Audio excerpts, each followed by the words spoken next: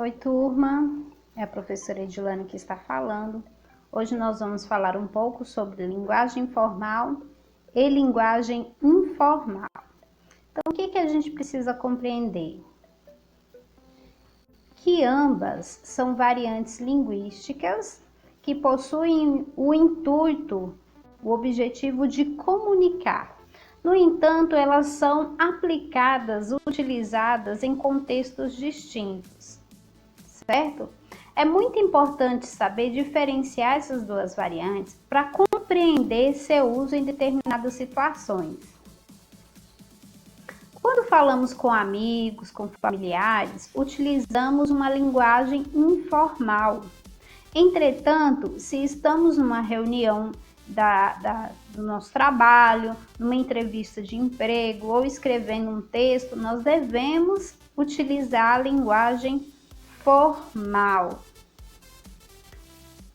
A linguagem formal também é chamada por culta. Está pautada no uso correto das normas gramaticais, bem como na boa pronúncia das palavras. Já a linguagem informal ou coloquial representa a linguagem cotidiana, ou seja, trata-se de uma linguagem espontânea, regionalista e despreocupada com as normas gramaticais. Pode-se utilizar as gírias, né? Uma conversação mais intimista, né? Então, nessa conversação, quando a gente tem intimidade com a pessoa, a gente pode estar utilizando de gírias e etc. Dessa forma, quando os estudantes produzem um texto, pode haver dificuldade de distanciar da linguagem mais espontânea e coloquial. Isso acontece por descuido ou mesmo por não dominarem as regras gramaticais. Assim, para que isso não aconteça, é muito importante estar atento a essas variações, para não cometer erros. Duas dicas muito importantes para evitar escrever o texto repleto de erros e expressões coloquiais são: conhecer as regras gramaticais, possuir o hábito da leitura, que auxilia na compreensão e produção de textos, uma vez que amplia o nosso vocabulário, né? O vocabulário do leitor. Certinho, então? Ficamos assim, pessoal. Agora nós vamos discutir um pouco as questões propostas para vocês nesta semana, semana 3, tá? Então, o que a gente pode analisar aqui nesse texto? Esse texto aqui, ele é uma carta histórica, né? Escrita por Pero Vaz de Caminha para o rei daquela época, que é Dom Manuel, certo? Então, foi no período lá do descobrimento do Brasil, naquele período que foi escrito, certo? Ali, nessa carta, ele conta um pouquinho como que é o Brasil, o que eles avistaram a princípio, quem que eles encontraram na terra, como que era, né? O que eles estavam em mãos, etc. Eu não vou ler porque eu acredito que todos já tenham lido, tá? Eu imagino isso, certo? E eu também já li. Então, questão 1. Qual a provável época em que essa carta foi escrita? Então, já é uma pergunta, certo? Agora, nessa mesma questão, uma segunda pergunta. E que marcas evidenciam essa época no texto? Então, aí eu já falei que nessa discussão inicial eu já falei para vocês que provavelmente não foi, tá? Escrito naquele período do descobrimento do Brasil. Por isso que Pero Vaz de Caminha, ele já escreve para o rei esta carta informando o que eles encontraram, né? O que eles avistaram, certo?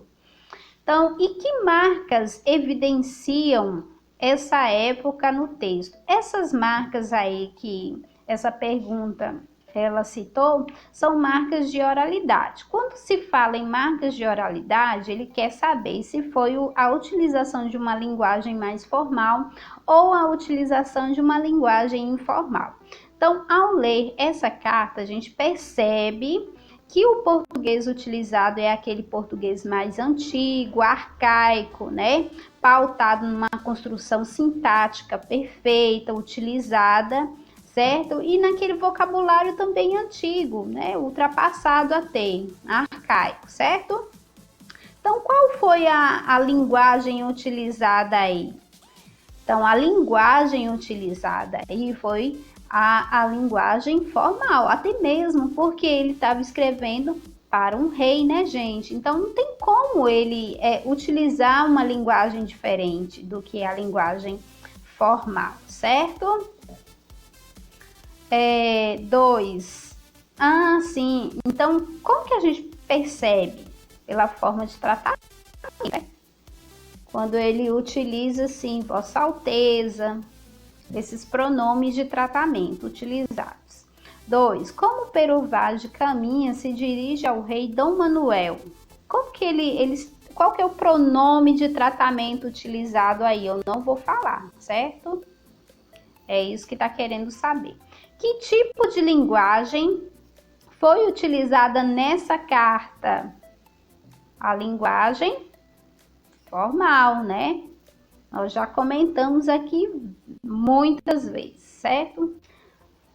Então, pessoal, a gente vai discutir mais um pouco sobre o gênero textual carta, que também é proposto aqui para vocês nessa segunda atividade. Eu não vou ler, eu já li essa carta. Quem escreveu essa cartinha foi a Raquel, escreveu para o amigo dela, André.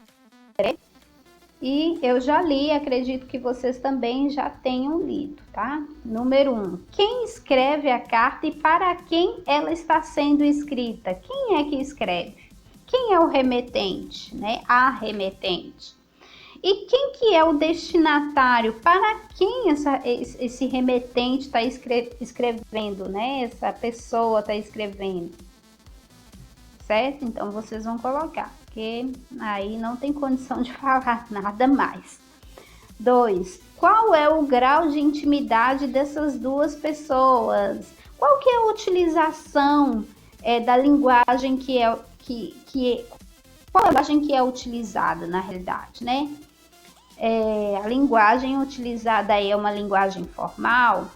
A pessoa que está escrevendo, escreve para um amigo que tem intimidade, né? Ao qual ela utiliza gírias, certo? Essas marcas aí de oralidade característica de uma linguagem informal.